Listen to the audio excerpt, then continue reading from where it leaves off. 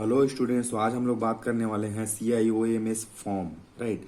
जो भी council for international organisations of medical science है, उसका फॉर्म कैसा है, ता, ताकि उसमें मतलब एडवर्स ड्रग रिएक्शंस को रिपोर्ट किया जा सके ड्रग रेगुलेटरी अथॉरिटीज को, राइट। तो इस फॉर्म के बारे में बेसिकली बात होने वाली है।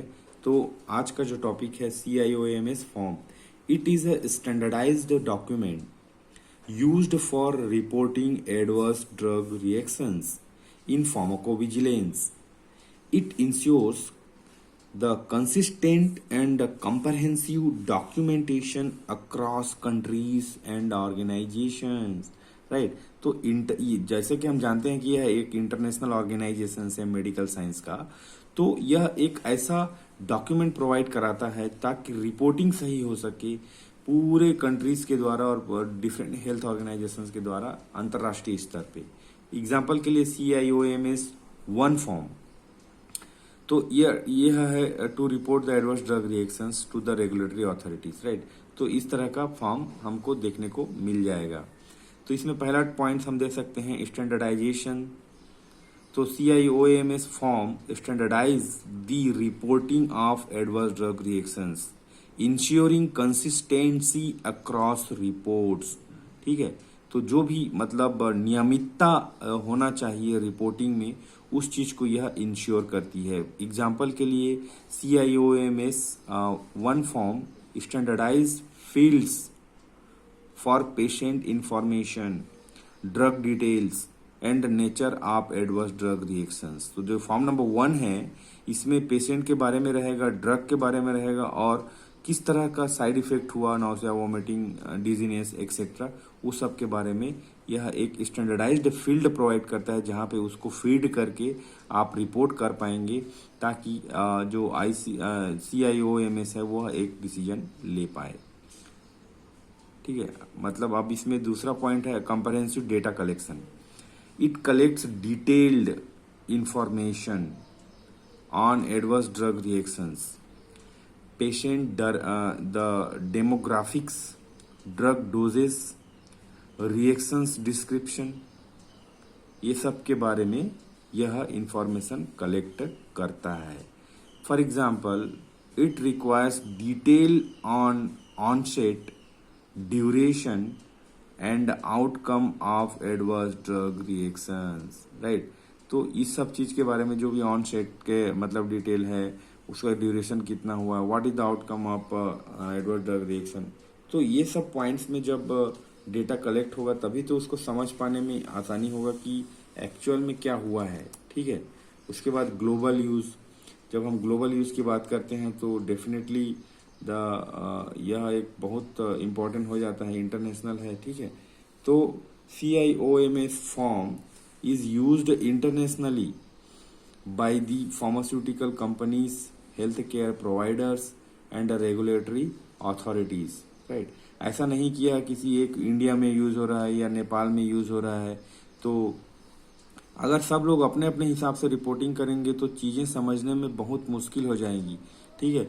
और मतलब एक कंट्री में अलग तरह का टर्मिनोलॉजी यूज होगा उसी बात को बोलने के लिए, दूसरे कंट्री में अलग तरह का terminology, because of language barrier, because of the location barrier, right. तो डेफिनेटली इसलिए एक इंटरनेशनल मॉनिटरिंग बहुत ही इंपॉर्टेंट हो जाता है यहाँ पे। तो यह फॉर्म मतलब अंतर्राष्ट्रीय स्तर में सभी लोगों के द्वारा यूज किया जाता है, जो कि चाहे वो फार्मास्यूटिकल कंपनी हो, चाहे वो हेल्थ केयर मतलब बहुत सारे इंडस्ट्री जो मैन्युफैक्चरिंग यूनिट्स हैं, लाइक हिट्रो, सिप्ला, है ना, फाइजर वगैरह हो गया, Johnson and Johnson. Health care providers में भी hospitals, right like care health, और जो भी मतलब इंटरनेशनल लेवल में भी जो भी हैं regulatory authorities like EMA, FDA, right. So IPC, international pharmaco association, right. तो ये जैसे कि यहाँ पे एग्जांपल देख सकते हैं, hetero, Cipla, Pfizer.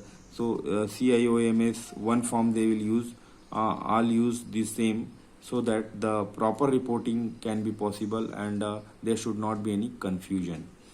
Facilitates communications, right। अब जो भी सूचना है, जो भी इंफॉर्मेशन का आदान प्रदान है, वह बहुत जरूरी है क्योंकि everything is information, right? If you have information, you are the king. Isn't it?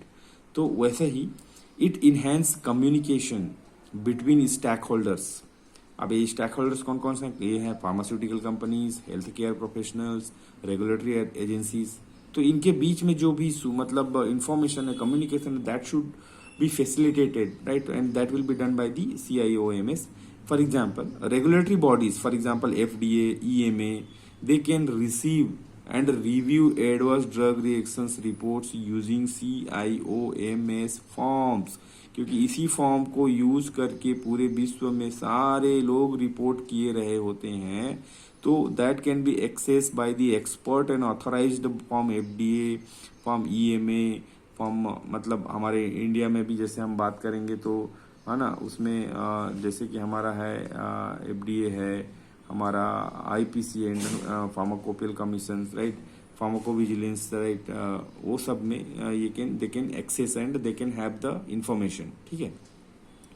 Support regulatory complaints. The CIOMS form also helps organizations compile with regulatory requirements for the adverse drug reactions reporting, right?